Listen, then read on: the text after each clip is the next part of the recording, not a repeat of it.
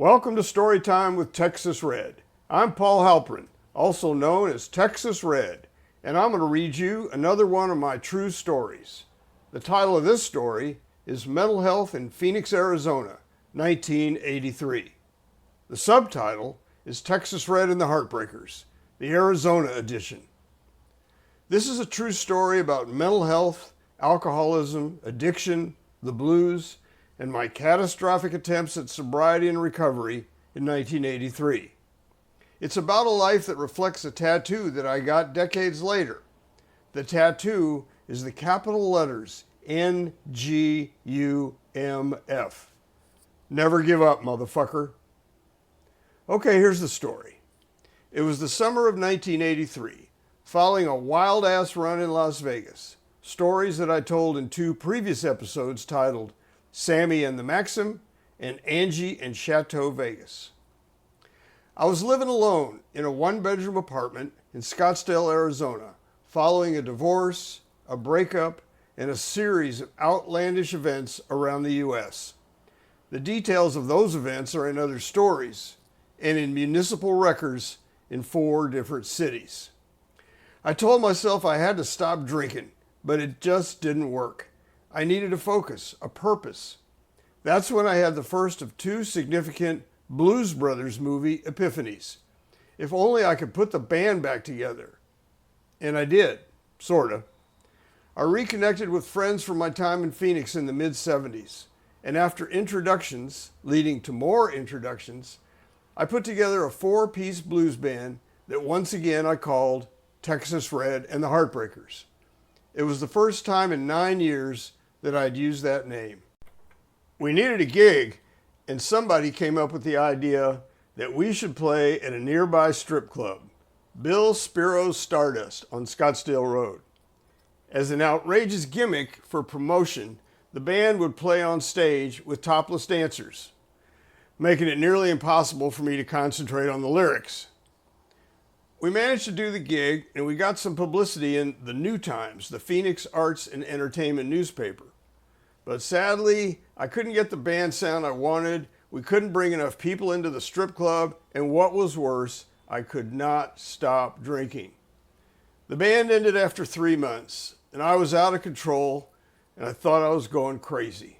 I confided in my older sister, Brenda, who was a practicing individual and family therapist. I told her I was completely fucked up. Brenda was working with psychiatrist Dr. Thomas at St. Luke's Hospital near downtown Phoenix, and she got me an appointment. We had an extensive 1-hour session, and by the end, Dr. Thomas diagnosed alcoholism, drug addiction, and bipolar disorder. He immediately had me admitted for 5 days to the Maryvale Samaritan Hospital psychiatric lockup on the west side of Phoenix. Maryvale was my second time in a psych lockup, and it wouldn't be my last. The first was in San Antonio, after a syncopal episode and hospitalization in San Antonio Community Hospital. I was so out of control that I was given the option by my lawyers and a group of community hospital staff in white coats to immediately go to a nearby psychiatric institution, or I would be committed to the state hospital. The lawyers advised me to go to that private facility across the street, explaining they could get me out of there, but they couldn't do a damn thing if I went to the state hospital. But I digress. Back to Maryvale Samaritan in Phoenix. Though I liked the idea of being off the streets for several days, I was an aggressive, argumentative, non-compliant patient. The Maryvale staff wanted me to do different types of sophisticated therapy like psychodrama. I resisted everything. It didn't make shit for sense to me. After 5 unsuccessful days in Maryvale, I was discharged, and I decided to try to check myself into St. Luke's Hospital Adult Chemical Dependency Unit. I already knew I was an alcoholic and addict, and there I could be close to my sister and Dr. Thomas. St. Luke's was a large hospital with 2 treatment centers, Adult Chemical Dependency, referred to as ACD, and Adult Psychiatric. They had a huge staff and were at capacity with patients. Dr. Thomas had me admitted to ACD and I immediately began to break all the treatment center rules, including having sex on the floor of the bathroom of my room with one of my very attractive female inmates. The key to avoiding detection of that activity was just to close my bathroom door and turn on the shower. For no reason at all, just being manic, aggressive, and argumentative, I picked fights with the staff over mostly nothing. The last straw for them was when someone brought me an acoustic guitar and I began entertaining all the inmates in the common area. I was putting on a full-time show, the same one I had done in bars and restaurants in San Antonio 2 years before. It was totally disruptive, and that was when I got kicked out of St. Luke's ACD.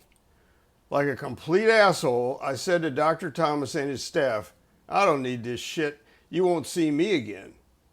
Dr. Thomas' response was, "If you come back, you're not going back into ACD, you're going into adult psych." Though I'd been hyped up and manic when I left the treatment center, that condition did not last long. And 2 weeks later, I returned, clinically depressed, demoralized, and completely at a loss for what to do. I dragged my ass into Dr. Thomas's office in that same St. Luke's building as the ACD and psychiatric treatment centers.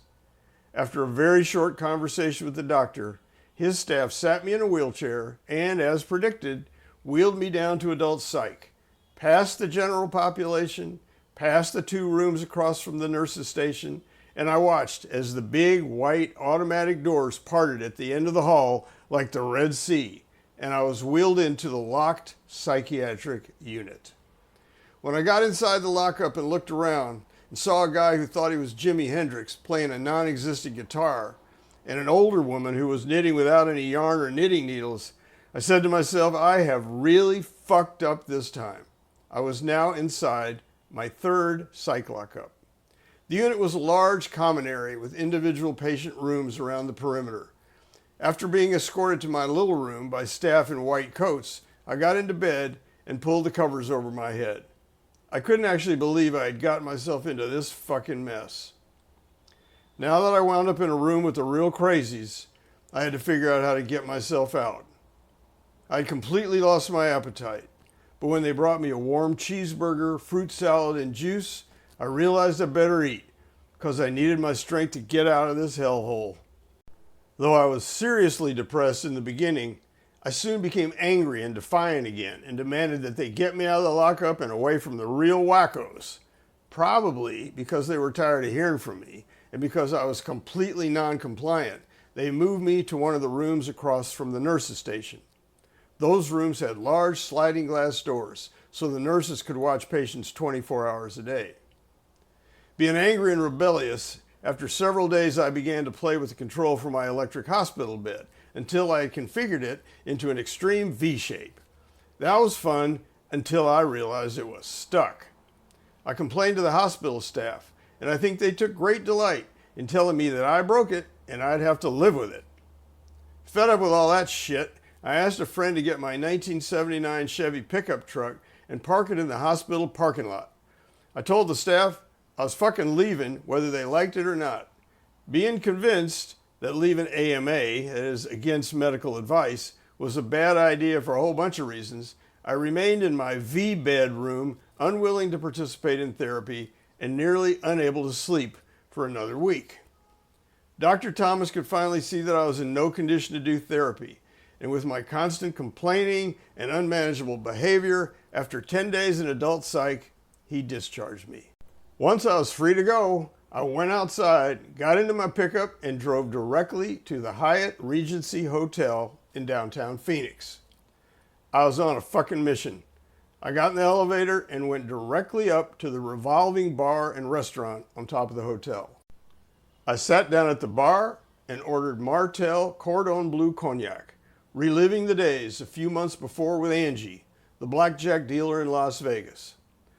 And I wasn't just drinking. I was reflecting on the 36 years of my life, how I got to this point, including the 3 psych units and 1 chemical dependency treatment center where I had just spent the last 2 months. I had rebelled against psychiatry, alcoholism, and addiction treatment, and I definitely wasn't going to stop drinking. Now I needed a course of action where I could do something that didn't require training and that allowed me to drink on the job. Simple. That's when I had the second Blues Brothers epiphany. It was time to put the band back together. Again. All I needed was a new band with the same name, Texas Red and the Heartbreakers. It was August 1983, and I was about to turn 37.